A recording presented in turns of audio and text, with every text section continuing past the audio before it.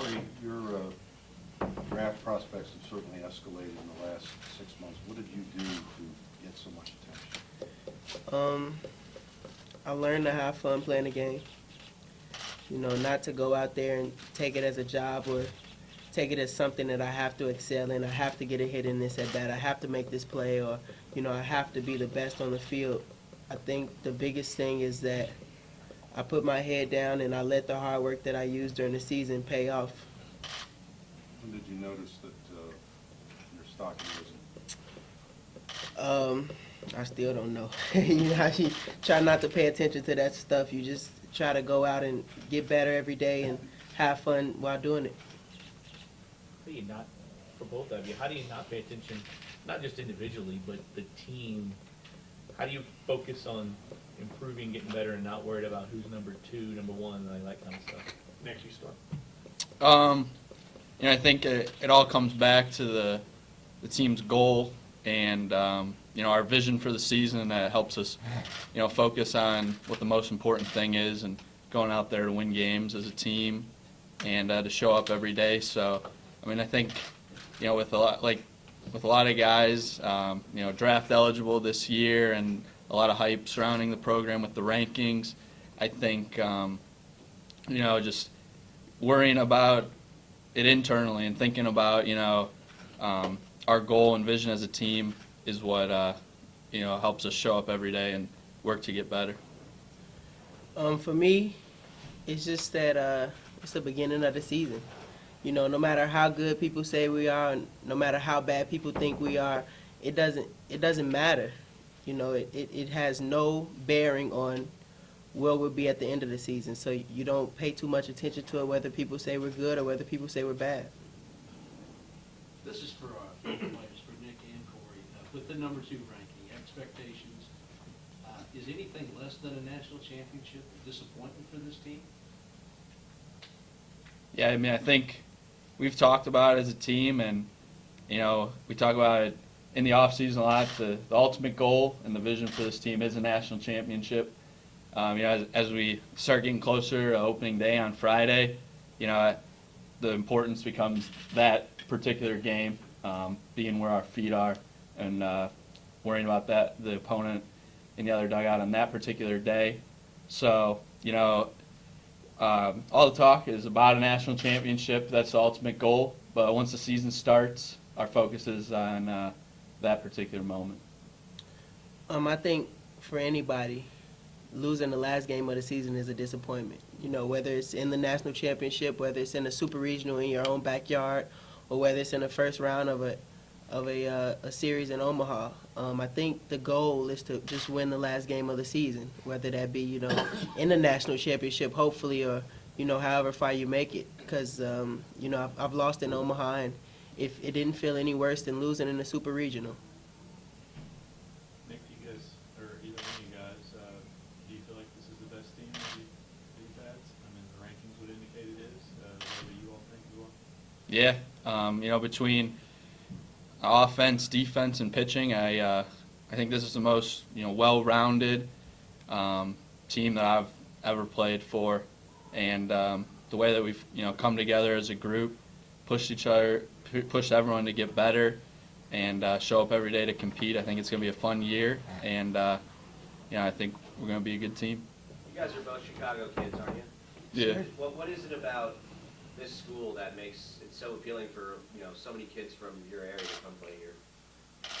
It's the South. Yep. 70 and sunny every right? day. Opening day is going to be nice and warm.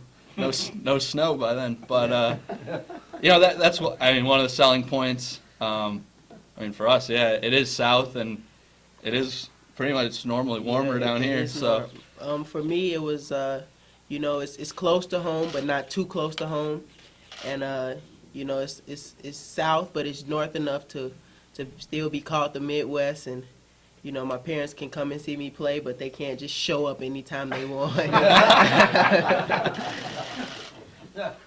either player or both, how did your expectations change when Kyle decided to stay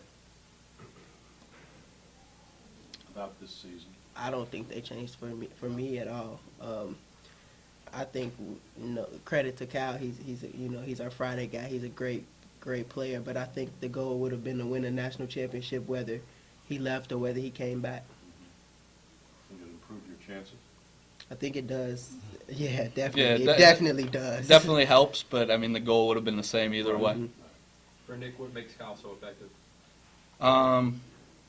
Just the way they can keep hitters off balance. I've kind of, as I was younger, freshman, sophomore, I think I even had more success against him than I do now, when we're scrimmaging and stuff. Just because, I mean, he'll come at you and attack you, but he's just a very smart pitcher that's going to make smart pitches at the right time, kind of keep the hitter guessing and off balance. And I think that's what really makes him so effective. Corey, the Team USA experience, how did that, help you along as far as your process preparing for 2016? I've always been the type of guy to, do things that the people that have been successful in front of you have done.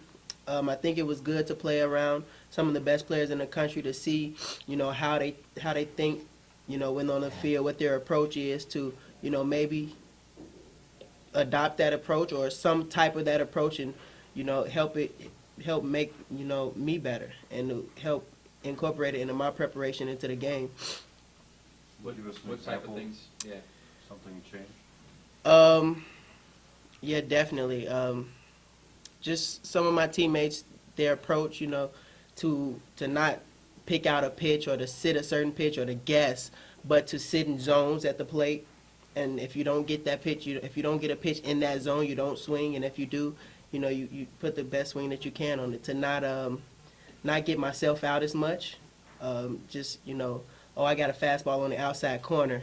Maybe the only fastball I get, so I better swing and, roll over to the second baseman or hit a fly ball, get myself out. But to take that pitch and work deeper in the counts and to be able to pick my pitch out.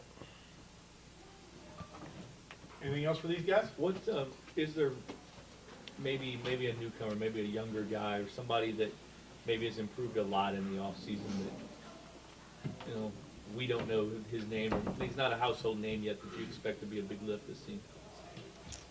I mean, I think all the younger guys, especially the hitters who were around a lot, they've all grown a lot, and that's just in this program.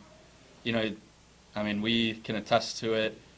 As coming in as a freshman in the fall to the end of the spring, your freshman year, you've just matured and developed tremendously. And the beginning of the year can be tough for the freshmen. But like I said, they're going to grow and learn, and even just through the fall and spring scrimmages, they've shown an aptitude to learn.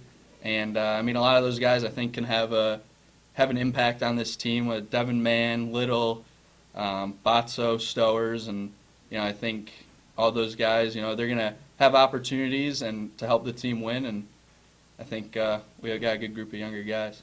Steve? Nick, well, either one of you guys, what do you think about just kind of the weapon of Brendan as a two-way guy, and maybe what that brings to the table that he can play both ways like that? I always say watching Brendan pitch on Saturday is fun, especially being behind him because he throws strikes and he'll compete and you like that. But in the lineup, he just brings a dangerous left-handed bat, and he's pretty good defensively at first as well. The fact that I look at Brendan and I just think of a smart baseball player that can do it all on both sides of the ball. One more? Do you guys treat Fullerton as something that you forget about or something that drives you?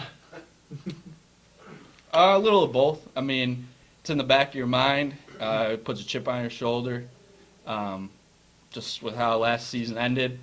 But at the same time, it's a new group of guys, hungrier than ever to achieve that goal and win a national championship.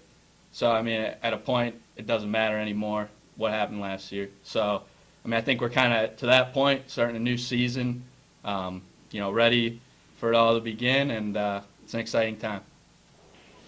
All right, bring the next two.